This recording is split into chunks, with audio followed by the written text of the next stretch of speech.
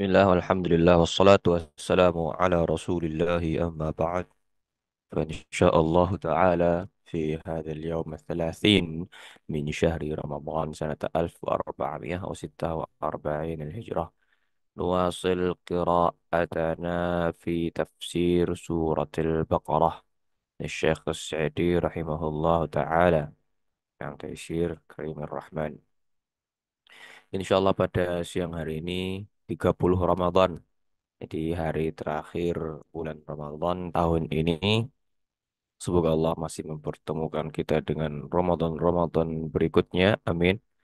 Kita kembali melanjutkan pembacaan tafsir surat Al-Baqarah, tafsir dari Syekh As-Sa'di rahimahullahu ta'ala.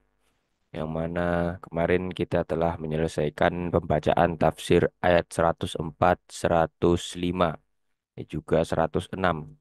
Nah, 104 terkait larangan untuk kaum mukminin para sahabat mengucapkan ro'ina, tapi diperintahkan untuk menggantinya dengan unzurna. Karena demikian Yahudi mereka melihat celah ini, kesempatan ini untuk menjelek-jelekkan para sahabat, ya untuk mencela para sahabat, menghina mereka karena ro'ina selain memiliki makna unzurna, dia juga memiliki makna yang buruk, makna yang fasid. Nah, demikian orang-orang Yahudi, mereka menggunakan kesempatan celah ini untuk mencela kaum mukminin. Walil kafirin adzabun alim. Nah, karena mereka orang-orang Yahudi, atau bahkan orang kafir, orang musyrikin itu hasad, hasad dan juga benci dengan kaum mukminin. Nah, ini mengantarkan mereka pada perbuatan-perbuatan yang melampaui batas, perbuatan yang tidak baik. Ya, dimulai dari hatinya, dari hasad ini. Maka banyak-banyak kita juga mengintrospeksi diri, muhasabah. Apakah ada hasad, apakah ada kebencian dalam hati kita kepada saudara yang lain. Dan karena takutnya dapat mengantarkan juga pada hal-hal yang dimurkai oleh Allah Subhanahu wa taala, di samping hasad sendiri merupakan dosa. Kemudian di ayat 106 terkait nasakh yang maknanya secara bahasa adalah nakal, memindahkan. Ya, nasakh ini adalah penghapusan hukum dalam Islam. Ya, maknanya secara bahasa adalah memindahkan. Sehingga disebutkan Syekh As-Sa'di bahwa hakikatnya tidak jauh-jauh daripada nakal ini, daripada maknanya. Memindahkan kaum muslimin dari suatu hukum ke hukum yang lain. Nah, kemarin disebutkan puasa. Nah, ini dulu puasa boleh dibayar, diganti. Wa 'alal ladzina yutiquna fidyatun ta'amu miskin. Yang keberatan boleh, silahkan dibayar. Nah, namun kemudian diganti, semuanya wajib membayar kecuali memang betul-betul tidak bisa, sudah tua misalnya, atau memiliki penyakit bawaan. Nah, juga sholat dulu, sholat menghadap Baitul Maqdis, kemudian nasakh, hukumnya diganti ke kiblat sampai sekarang, dan beberapa nasakh-nasakh yang lain. Yang mana nasakh, penghapusan hukum, ini diingkari oleh kaum Yahudi yang mereka beranggapan bahwa ini tidak boleh. Padahal nasakh tersendiri ada dalam agama mereka. Ya, sebagaimana disebutkan Syekh As-Sa'di di sini. Kemudian disebutkan hikmahnya oleh Allah Subhanahu wa taala, ya Allah tidaklah menghapus suatu hukum atau diganti kecuali itu adalah lebih baik, lebih bermanfaat atau semisalnya.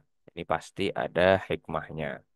Kemudian di akhir disebutkan alam ta'lam annallaha ala kulli syai'in qadir, yang menunjukkan bahwa mereka-mereka Yahudi-Yahudi, orang-orang kafir, orang-orang musyrik yang mencela syariat atau nasakh, ya, konsep nasakh dalam Islam ini itu sama saja mereka mencela kekuasaan dan kekuasaan Allah Subhanahu wa taala. Sebutkan alam ta'lam annallaha ala kulli syai'in qadir. Tidakkah engkau mengetahui bahwa Allah Subhanahu wa taala Maha kuasa atas segala sesuatu. Kemudian dilanjutkan ayat 107 alam ta'lam anallah lahu mulkus samawati wal ard wa ma lakum min dunillah min waliyyin wala nasir.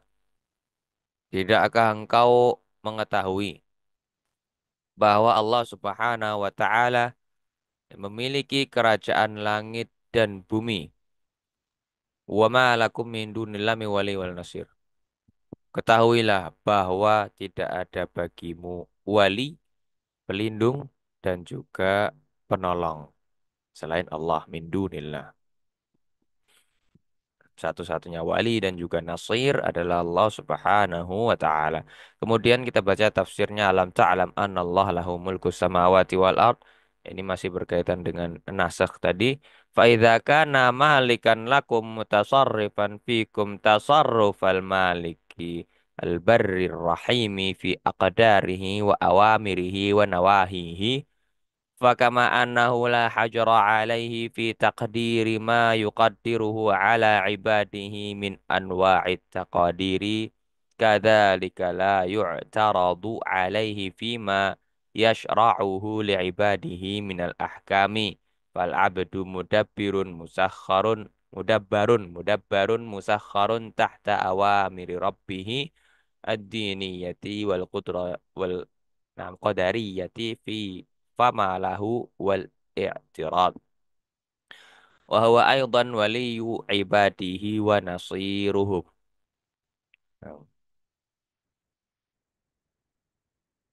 Maka ketika Allah Subhanahu wa taala, jika Allah Subhanahu wa taala adalah malikan lakum, adalah pemilik kalian, penguasa kalian, yang mutasarrifan, yang berkuasa mengatur kalian, sebagaimana mengatur pengaturan seorang raja, seorang pemilik yang maha baik, yang maha penyayang dalam ketetapannya, takdir-takdirnya, awamirihi, ya Allah, mengatur ketetapan, perintah, dan juga dalam larangan-larangannya. Ini Allah Subhanahu wa taala yang mengatur kita. Hanya Allah lah satu-satunya. Maka demikian Allah Subhanahu wa taala la hajara, tidak ada karantina, tidak ada batasan. Ini tidak ada batasan bagi Allah Subhanahu wa taala dalam menentukan takdir. Allah Subhanahu wa taala tidak memiliki batasan dalam menentukan takdir ma yuqaddiruhu ala ibadihi, ya takdir takdir para hambanya, ketetapan para hambanya min anwa'it taqadir, ya, berbagai bentuk ketetapan-ketetapan, ya, ketetapan takdir. Allah Subhanahu wa taala tidak ada batasan. Demikian Allah menakdirkan kita seperti ini atau seperti itu, maka tidak ada batasan bagi Allah. Terserah. Kadzalika la yu'taradu alaihi fi ma yashra'uhu li'ibadihi minal ahkam. Ketika Allah tidak ada batasan menentukan takdir, maka demikian Allah juga tidak ada batasan memberikan kita syariat, menentukan syariat, menentukan larangan, menentukan hukum-hukum agama. Ini tidak boleh, yang ini boleh, bahkan yang ini harus dikerjakan. Allah tidak ada batasan. Sehingga kitalah fal abdu, seorang hamba, hamba Allah, makhluk Allah. Ya, dia adalah makhluk yang mudabbar, diatur. Dabbaro yudabbiru fahuwa mudabbir. Pemudabbir, hebaknya di kasroh, bir. Mudabbir itu yang mengatur. Allah yang mengatur, maha mengatur. Namun al-abdu mudabbarun, yang diatur. Ya, sehingga dia musakharun, tunduk. Kita sebagai makhluk itu yang diatur, yang tunduk. Tahta awamiri rabbihi ad-diniyati wal qadariyah. Nah, tunduk di bawah perintah-perintah Allah, larangan-larangan Allah ad-diniyah. Nah, dalam agama dan juga tunduk dalam ketetapan-ketetapan Allah baik itu dalam perkara agama maupun dalam ketetapan takdir. Nah, sehingga apa hak seorang hamba untuk membantah dan al-i'tirad, ya membantah, tidak memiliki hak sama sekali.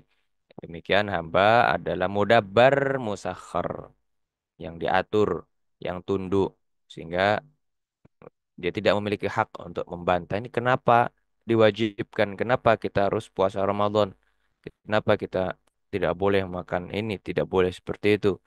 Maka dia tidak memiliki hak. Karena demikian makhluk hanyalah mudabbar bukan mudabbir. Kemudian dilanjutkan di ayat tersebut, wa huwa aidan waliyyu ibadihi wa nasiruhum fayatawallahum fi tahsili manafi'ihim wa yansuruhum fi daf'i madarrihim famin wilayatihi lahum an yashra'a lahum minal ahkami ma taqtadihi hikmatahu wa rahmatahu bihim atau ma taqtadihi hikmatuhu wa rahmatuhu bihim. Wa man ta'ammala ma waqa'a fil Qur'ani wa sunnati minan naskhi arafa bidzalika hikmatullah bihikmatallah wa rahmatahu ibadahu wa isalahum ila masalihihim min haitsu la yash'uruna bilutfihi. Nah, di ayat 107 ini juga disebutkan di akhir terkait bahwa wama lakum min dunillah mi wali wala nasir.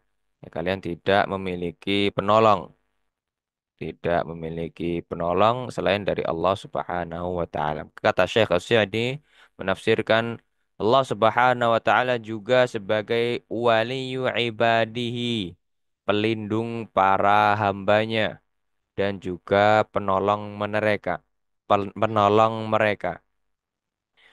Allah Subhanahu wa taala yang mengurusi mereka dalam hal memperoleh manfaat.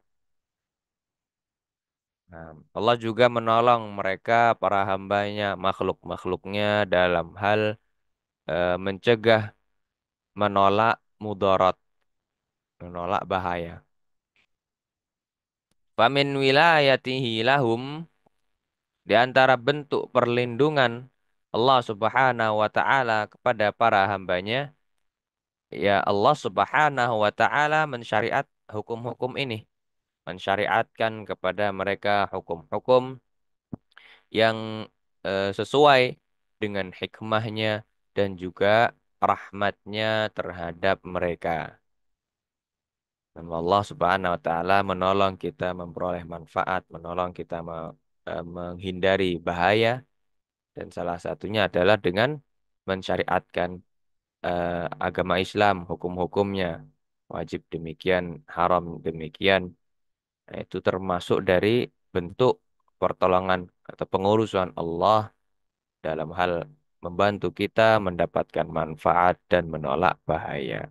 Wa man ta'ammala.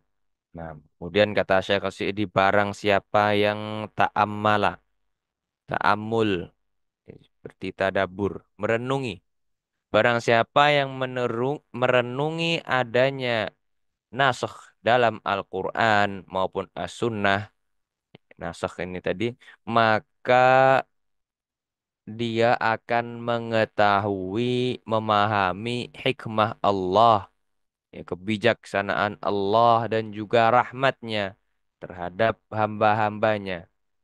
Serta bagaimana dia mengantarkan, bagaimana Allah Subhanahu wa taala mengantarkan para hambanya menuju maslahat, kemaslahatan mereka tanpa mereka sadari. Nah, dengan kelembutan Allah Subhanahu wa Ta'ala. Demikian konsep nasakh dalam Islam mengandung berbagai macam hikmah, maka tidak sepantasnya apalagi bagi seorang muslim untuk mencela mencela konsep nasakh ini sebagaimana orang-orang Yahudi mengingkari adanya nasakh. Nah, kalau mencela naskh konsep penghapusan hukum dalam Islam maka sama saja itu mencela kekuasaan Allah. Allah Subhanahu wa taala yang maha mengatur perintah-perintah takdir takdir nah bagaimana para hambanya. Demikian Allah juga mengatur hukum-hukum. Maka kita tidak memiliki hak sama sekali untuk mempertanyakan apalagi menentang eh, nasakh ini, hukum syariat dalam agama kita. Nah, demikian kajian kita pada siang hari ini. Semoga Allah Subhanahu wa taala menjauhkan kita dari berbagai sikap hasad, sikap-sikap buruk, naam, dan memberikan kita karunia, hidayah dan taufiknya untuk selalu dapat eh, merenungi, ta'ammul, tadabbur Al-Quran was sunnah sehingga kita terjauhkan dari sikap-sikap yang buruk. Amin. Sallallahu ala nabiyina Muhammad wa ala